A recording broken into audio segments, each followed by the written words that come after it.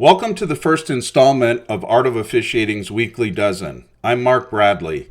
During the season, I'll break down 12 high school football videos from the previous week. This installment covers games through August 31st of 2024. Most videos will be from Colorado games, so I'll reference the Colorado's 5-person mechanics manual and Colorado's rules, interpretations, and modifications. So please make sure you consult your state's mechanics manual and rules interpretations if I say something that doesn't match what you do in your state. If during your huddle film study you encounter any interesting plays during your season, I'd love to see them. You can send them to me at contact@artofofficiating.com. This video has quite a few teaching points. Notice Team K is kicking from the K25. I'm not sure what foul pushed that ball back 15 yards. For the back judge, ensure Team K has 11 players on the field, and then ensure the clock is properly set before you hand the ball to the kicker. That's good preventative officiating.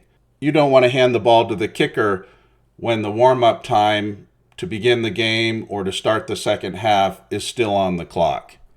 After you hand the ball to the kicker, hustle off the field, don't walk. And then ensure you turn and look at the formation one more time before you put your hand in the air. So the back judge does a very good job here.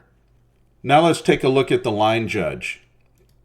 The line judge has Team R's restraining line. Do not point as you count, just count with your eyes. And then notice he puts his hand in the air to say he's ready before the back judge has put his hand in the air. This is a very minor point, but sometimes the R's lose focus, the referees, and we want to make sure that the referee is not just looking at the line judge and then blows the ready for play before the back judge is ready. So line judge, look across at the back judge and put your hand in the air after the back judge does. The head linesman and the umpire will look at the official on their side, and when that official puts his hand in the air, then those two deeper officials will put their hands in the air. So on this free kick, the line judge's 4 keys are the 4 players on his side of the field. We want to make sure that as this kick goes off, that line judge is looking at those 4 players and then looking at the Team R players that they're going to come in contact with. So we'll take a look at this player, R8, who's at midfield. It's important, just like with basketball officials, that we shift our focus to the receiving team before that contact.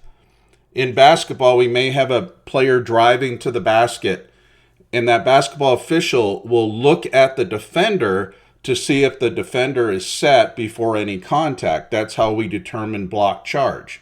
The same applies on the football field. The receiving team is most likely to foul. The kicking team could foul, but the receiving team is most likely to foul. So we want to shift our gaze to the receiving team, focus on that player before the Team K player arrives. Now notice, this player blocks below the waist. That is a foul. No player can block below the waist during a free kick. Hypothetically, say the line judge sees this foul and throws a flag. How will we enforce the foul? We need to know the status of the ball when R8 fouls by blocking below the waist. Notice that the ball is still loose. The status of the ball is still a kick. And then it's down at the R36. The basic spot for penalty enforcement is the previous spot for a foul which occurs during a loose ball play.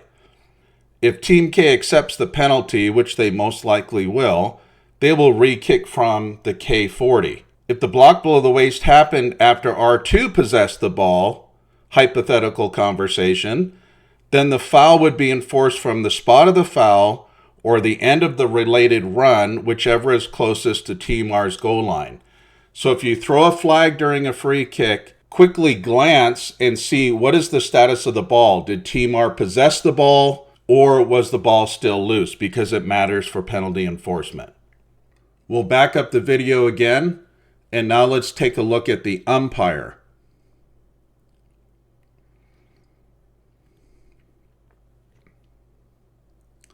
The umpire was watching the ball, and he winds the clock, so he gives himself away.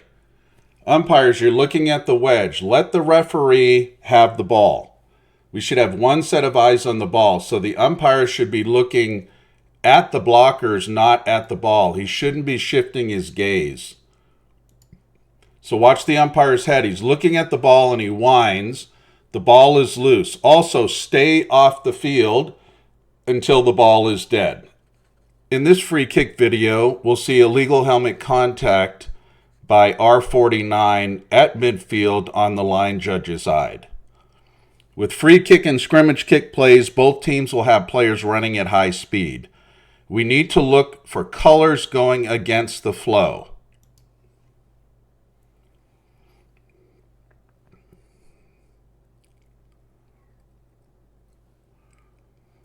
So the runner breaks free, and now let's focus on R49, who is ahead of the runner.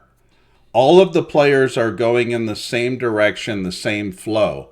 And then one player comes against the direction of the ball and runs perpendicular, and we need to focus on that block. So R49 peels off, and there's the foul. So is this an illegal blindside block? One of the components to rule on an illegal blindside block is, does the kicking team player in blue see the block coming? In my judgment, he can't. He flinches at the very last second, but he doesn't have time to protect himself. So this would be a blindside block. The blocker did not block with open hands. It was forcible contact that knocked that kicking team player to the ground, and the kicking team player did not see the block coming. But the illegal helmet contact takes that judgment out of this situation. Notice R49 leads with his helmet. Players need to learn to block with their hands, not with their shoulders and helmets. The line judge does have a flag on this play. It ends up on the white of the number 40. He continues to officiate to the end of the play. Notice he signals touchdown. If you throw a flag and you know the touchdown will not stand, don't give the touchdown signal. Give the stop the clock signal. Yes, the result of the play is a touchdown, but you know because you threw the flag that 6 points will not go on the scoreboard. So don't signal touchdown. If you don't throw the flag and you're the covering official, by all means you should give the touchdown signal, because you don't know what the flag was for. We'll take a look at this block one more time. Remember, we're looking for colors going against the flow.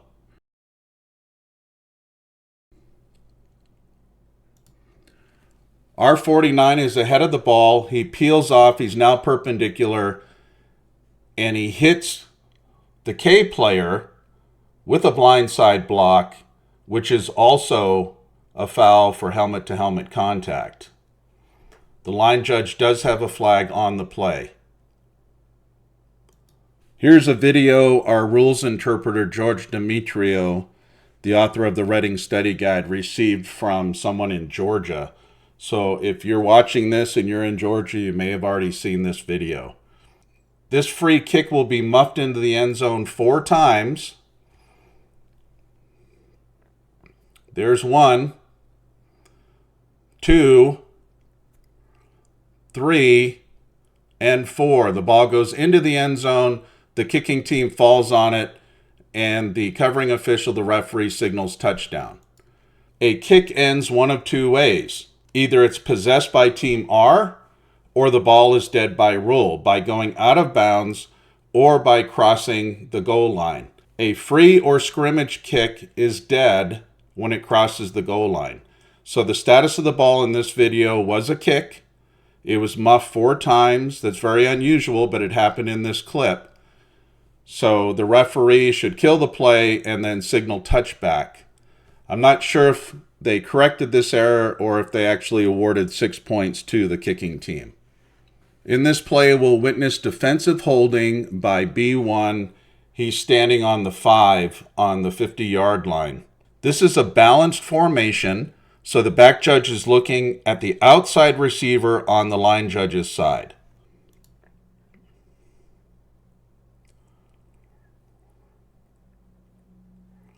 So B1 presses, he grabs the receiver and pulls him to the ground. The quarterback runs to the right and ends up throwing a pass downfield, which is incomplete. And notice right by the 4 on the 40-yard line, we do have a flag from the back judge for defensive holding. Right before the snap, B1 will move up to the line of scrimmage to press A4. A4 is running his route. He's not a potential blocker. And B1 throws him to the ground. Rule 923 says, a defensive player shall not contact an eligible receiver who is no longer a potential blocker. In this play, A4 is attempting to run a pass route, and B1 is on the same relative yard line when he contacts A4 and pulls him to the ground. This is defensive holding, even if the quarterback does not throw a pass. So the back judge has a correct flag for that foul. 10 yards from the previous spot, and the yardage will result in a first down. Watch the running back, A7, who sits up to the right of the quarterback. He absorbs B8's rush and then grabs him and pulls him backward to the ground. The referee must decide if this is demonstrated restriction that impacts the play. Was A7 guilty of a hold? It's uncommon to witness a holding foul when a player pulls his opponent backward. The referee later said he should have had a flag on the play for offensive holding. By the way, B8 should not be flagged for roughing the passer because he was pulled down into the quarterback's legs. This is a foul that I think I got wrong last week. It's 3rd and 2 from the B4. Watch A2 on the slot on the right side. He contacts B10 at the B5. Then the 2 players go down. In my judgment at the time, A2 was guilty of holding B10. I shared this play with another official, and he brought to my attention that the defender, B10, was guilty of grabbing A2 and pulling him backward to the ground. I've watched the clip multiple times, and I think it's either holding on B10 or no call. I don't think it's a hold on the offensive player. Now, it's easier to see from the camera angle to the side than from my straight line view, but I do believe after watching this a bunch of times that my flag was incorrect. In this video, we'll focus on A8, who is in the slot on the head linesman's side. A8 is a back in this formation. He starts in motion toward the middle of the field.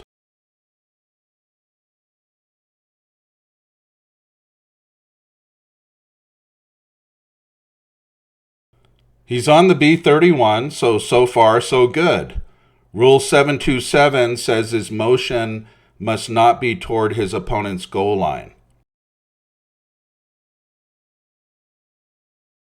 Now notice, A8 moves toward B's goal line prior to the snap, and I believe he does get an illegal advantage with this action. If the wing judges the motion was an abrupt action toward the line of scrimmage, he should shut this down as a false start. But this was more of a curve.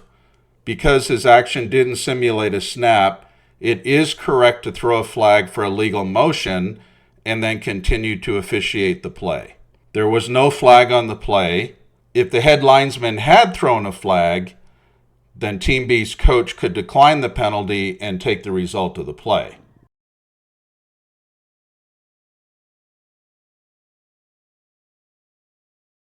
Now notice, the box person, before he's instructed, changes the box from 1 to 2. The head linesman is still on the field getting the spot. So we don't want that box person to do that. There can be some confusion. The box person changes from 1 to 2 without instruction, and then if the head linesman turns around, he says, oh, that was 2nd down, we need to go to 3rd.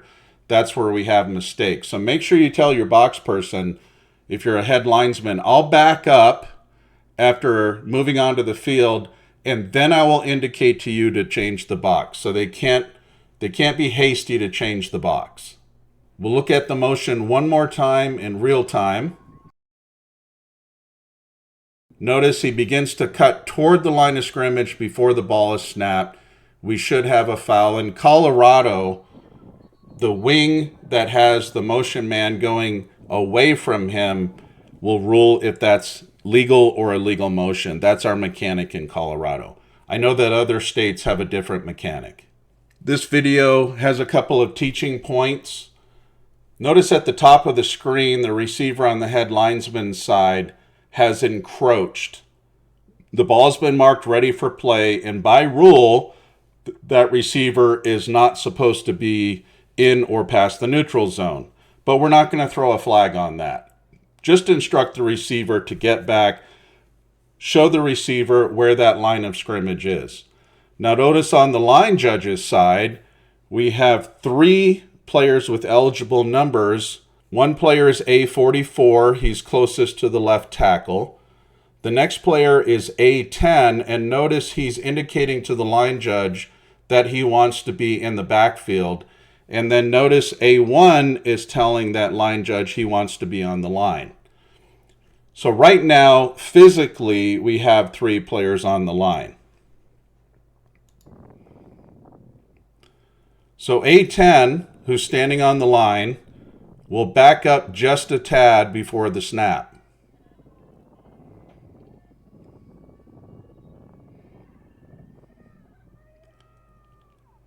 So he backs up. Now notice his position is still illegal. Rule 232.3 says a back is any A player who has no part of his body breaking the plane of a line drawn through the waist of the nearest teammate who is on the line. The nearest teammate on the line is A44, who's directly to his right. A44 is a lineman. His head is breaking the plane of the waist of the snapper. So he's legally a lineman. Now A10, who said he wanted to be in the backfield, is in what we call no man's land. So this by rule is an illegal formation. But we don't want to throw a flag here. Notice the line judge is on the offensive team's sideline. So he can rule that that player is in the backfield, and then he can turn and talk to a coach and say, hey, can you put A10 farther back? I need him to clearly be a back. I can't have his helmet penetrating the waist of the nearest lineman, who in this play is A44. We call that putting money in the bank. We just talk to the coaches. We don't throw a flag. Notice A1 is on the line. So A44 is covered. That's not a word that we see in the rule book, but the rules do say that A44 has to be on the end of his line if he's a lineman to be an eligible receiver. He's not at the end of his line, so he is not an eligible receiver by position. Now, when he runs downfield, it's not a foul. So we have the 3 receivers running downfield. It is a foul when the quarterback releases the ball and the ball crosses the neutral zone. The ball crossing the neutral zone makes this a foul. If the pass had been completed behind the neutral zone, then any offensive player can run downfield, including those big uns numbered 50 through 79. They can run downfield as far as they want, and they can block before the ball is released if that pass is completed behind the line of scrimmage. So we need to make sure that that umpire gets up to the line of scrimmage. He'll rule on ineligibles downfield. He'll also rule on the quarterback's position. That quarterback has to have both feet in or behind the neutral zone when he passes the ball. And then he's also going to rule on whether or not that ball is caught behind the neutral zone. So those are 3 important things that umpire needs to be looking for. So when those 3 receivers run downfield, it is not a foul until that ball crosses the neutral zone. Many teams will put receivers on the line and will run out of that formation. If we have a flag on this play, it would be a 5-yard penalty from the previous spot and replay of the down, or Team B's coach could decline the penalty and take the result of the play. Here's a video from the same game. When runners break free, we should have only one set of eyes on the ball, so that should be the back judge. There is unnecessary roughness by one of the Team A players behind the runner at the B40. The line judge and the umpire have a flag on this play. Penalty enforcement is from the spot of the foul, and the game clock will start on the snap because the ball becomes dead across the goal line. So following 15-yard penalty enforcement, Team A will snap the ball 1st and 10 from the A45. We need to have proper eye discipline if we are not the covering official. One set of eyes on the runner, everybody else looking behind. That is an unnecessary illegal block. We have flags. By the way, when we have 2 flags on the same foul, those 2 officials need to come together, discuss their foul, and then put their flag on the same yard line before you go and report to the referee. So the foul happened at the B40, 15-yard penalty back to the A45. It'll be 1st and 10. Here's an interesting play. This is the first snap of the game. Notice the game clock and score on the bottom left of the screen. So we'll watch the quarterback. He chucks his hands forward and multiple defenders encroach. Notice he chucks his hands forward. We have encroachment. Both wings have a flag and both indicate encroachment on the defense. But who fouled? Rule 717B says it is a false start if any act is clearly intended to cause B to encroach. Since this is the first snap of the game, the referee has not yet witnessed how the quarterback calls for the snap. So after watching this clip, I'm going to start to pay better attention to the quarterback during the pregame warm-up. So it turns out, watching more huddle video of this game, the quarterback clapped his hands during every subsequent play during the remainder of the game. Watch him. He chucks his hands, and the defense encroaches. One other time later in the game, he chucked his hands forward on 4th and 4, and the defense encroached. I think as referees, we need to be aware of this false quarterback action and be prepared to rule a false start instead of encroachment. It's a false start if any act is clearly intended to cause B to encroach. That's going to be the referee's judgment. And I'm sure if I showed this video to 100 referees, I might get a 50-50 split. At the end of this play, we'll have to decide if A6 is guilty of unsportsmanlike conduct when he gets up and shows 1st down. I like the no call by the back judge. This was brief and was not directed toward an opponent. These kids watch television and see college and pro players pointing, and they may think the action is acceptable. We don't need to throw our flags. We can use our voice, speak with the player, and let him know the gesture is not appropriate. If A6 had given the 1st down signal in a defender's face, I'd have a flag here. I've heard officials say what we permit, we promote. By speaking with the player and not throwing a flag, we are not promoting the action. We're facilitating a game played by teenagers. We can correct many actions without throwing our flags. We are not the penalty police. Now, you might say that this action was not spontaneous, that it was orchestrated, and that he thought, if I get a 1st down, I'm going to go ahead and show that signal. I don't like to see a flag here. Talk to the player, say, don't show that 1st down signal, just get up and hand me the ball. Here's play 12 of the weekly dozen. We'll discuss 2 teaching points. At the snap, the 2 receivers on the left side will contact their defenders and drive them backward. Rule 7510 says it is forward pass interference if any player of A or B who is beyond the neutral zone interferes with an eligible opponent's opportunity to move toward, catch, or bat the pass.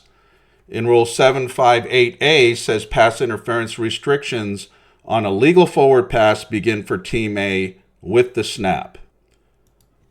The 2 Team A players cannot push their defenders downfield at any time from the snap to the time when the ball is touched if a legal forward pass crosses the neutral zone.